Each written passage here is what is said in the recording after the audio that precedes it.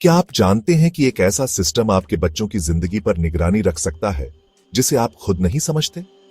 अपार आईडी का यह नया कदम हर छात्र की हर जानकारी को सरकार के हाथों सौंप देगा। क्या यह सुरक्षित है या इससे हमारे बच्चों का भविष्य खतरे में है? देखा जाए तो यह एजुकेशन व्यवस्था बच्चों को पूरी तरह से अपंग और गुलाम बना रही है। आगे चलकर आर्टिफिशियल इंटेलिजेंस सभी नौकरियों को छीन लेगी। क्या अब भी आपको लगता है कि आपके बच्चे सुरक्षित हैं? असल में अपार आईडी कोई मैंडेटरी नहीं है, यानी आप पर अपार आईडी बनवाने के लिए कोई भी दबाव नहीं बना सकता। अगर कोई आप पर दबाव डालता है तो आप नीचे दिए गए कमेंट सेक्शन में ITR लगा है, जिसके जरिए आप टीचर्स को साफ मना कर सकते हैं। आगे चलते हैं और जानते हैं अपार आईडी के नुकसान, जो मैं केवल अनुमान लगा रहा हूं। मानना या न मानना आपके ऊपर है। अगर सरकार इसके फायदे बता रही है तो नुकसान कौन बताएगा? वन नेशन वन स्टूडेंट के तहत APR ID हर छात्र का पूरा डेटा एक डिजिटल प्लेटफॉर्म पर जोड़ने की कोशिश है। इसमें उनके एकेडमिक रिकॉर्ड्स, हेल्थ चेकअप्स और यहां तक कि वैक्सीनेशन डिटेल्स तक शामिल होंगी। इस सिस्टम को ऐसे पेश किया जा रहा है जैसे यह बच्चों के लिए फायदेमंद है, लेकिन इसके पीछे छिपे खतरों को नजरअंदाज नहीं किया जा सकता।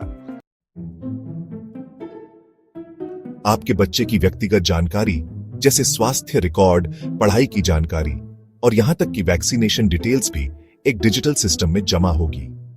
इस डेटा का इस्तेमाल क्या सिर्फ सरकारी उद्देश्यों के लिए होगा या इसे अन्य कंपनियों के द्वारा भी इस्तेमाल किया जा सकता है? अगर इस डेटा का गलत इस्तेमाल हुआ तो इसके लिए जिम्मेदार कौन होगा? एक डेटा चोरी या हैकिंग का मामला आपके बच्चे की पहचान को खतरे में डाल सकता है, और यह कोई छोटी बात नहीं है। जब हम सोशल मीडिया पर अपनी जानकारी पोस्ट करते हैं तो हम सावधान रहते हैं, लेकिन यहां पूरी तरह से निजी जानकारी एक सिस्टम में डाली जा रही है जो बहुत सारे अनजान रिस्क के साथ आता है। आपके बच्चे का हर कदम अब ट्रैक किया जा सकता है, उसकी पढ़ाई, स्वास्थ्य, यहां तक कि उसका व्यवहार। इसका मतलब यह है कि एक स्टूडेंट अब एक डेटा पॉइंट बन जाएगा और इसे हर जगह निगरानी में रखा जाएगा। क्या एक बच्चे को अपनी स्वतंत्रता और प्राइवेसी की आवश्यकता नहीं है? यह उसे हमेशा एक दबाव में रखेगा कि उसे हर कदम पर निगरानी का सामना करना है। स्कूल में भी अगर कोई छोटा सा गलती हो तो क्या यह तुरंत डेटा में दर्ज कर लिया जाएगा?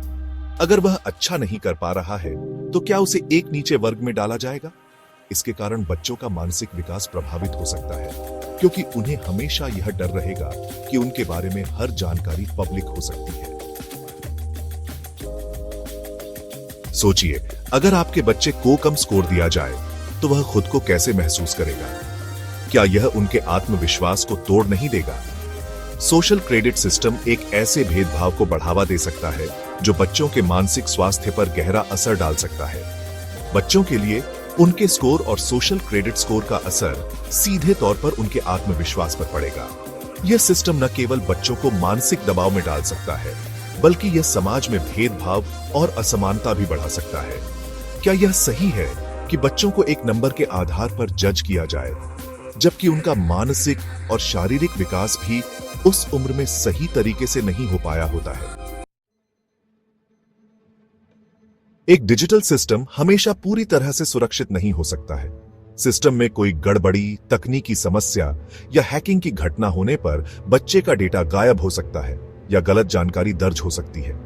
अगर यह सिस्टम कभी फेल हो जाता है तो क्या आपके बच्चे की पूरी जानकारी को फिर से सही करना संभव होगा? क्या इसके लिए स्कूल और सरकार जिम्मेदार होंगे? इस प्रकार की डिजिटल लापरवाही से बच्चों के भविष्य पर गहरा असर पड़ सकता है। देखा जाए तो भारत पूरी दुनिया में डाटा ब्रीच में नंबर 1 पर है, यानी डाटा ब्रीच कोई बड़ी बात नहीं है। माता पिता और बच्चों को इस बात का पूरा हक है कि वे अपनी व्यक्तिगत जानकारी साझा करें या नहीं। क्या यह उचित है कि एक सरकारी सिस्टम बिना पूरी जानकारी के माता पिता से सहमति ले रहा हो? कई बार ऐसा महसूस हो सकता है कि यह सहमति दबाव में दी जाती है, खासकर जब स्कूल या अन्य सरकारी संस्थान इस प्रक्रिया को अनिवार्य बना देते हैं। यह प्रक्रिया बच्चों और परिवारों की स्वतंत्रता और गोपनीयता को भी छीन सकती है, जिससे बच्चों के लिए यह एक ऐसी स्थिति हो सकती है जिसमें वे खुद को असुरक्षित और असमर्थ महसूस करें।